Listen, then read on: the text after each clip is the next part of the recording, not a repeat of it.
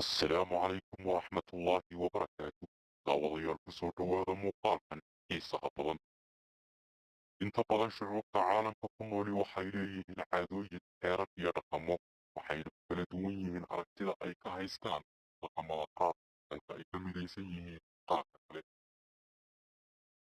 Waxaa iska caadi ah inaad ku qabsato garabka amaba aad dhunkato adoon wax dhib ah u arkaynin, inaad u baxsiiso waxaad jeceshahay adoon tiro u eegaynin, ama mararka qaar aad ku yeedhiso foonka gaarigaaga adoo ruux u baaqaya amaba salaamaya.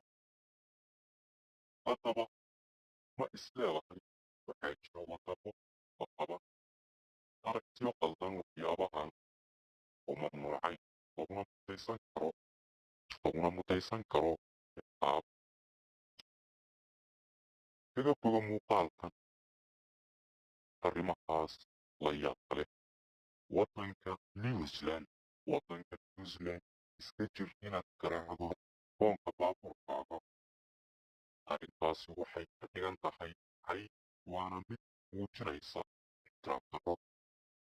Waddanka Thailand waxaa mamnuuc ah inaad labadaada lugood iskor saarato meelaha dadku joogaan,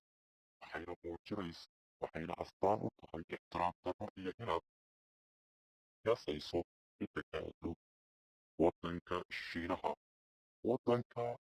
Shiinaha hadday jirto cid aad saaxiibo tihiin oo dalkaas ku nool, waddanka ugu dirin hadiyad ahaan saacadaha iyo dalladaha, sababtoo ah waxay ka haystaan fikrad sheegaysa inay calaamad naxdin ah yihiin. Waddanka Hindiya ha qabsanin garabka saaxiibka ama gacanta ruuxna markaad socoto waddada, hana dhunkan.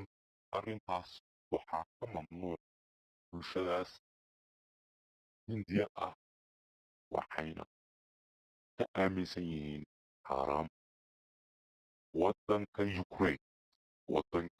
Ukraine haddaad ruux hadiyad ahaan ubax ugu dirayso, ha u dirin ubax tiro isla eg ah sida 2, 4, 6, 8 iyo wixii la mida, maxaa yeelay waxay ka aaminsan yihiin tafaa'ul xumo, waxayna isu diraan ubaxa tirada buuxda ah xilliyada tacsiyada.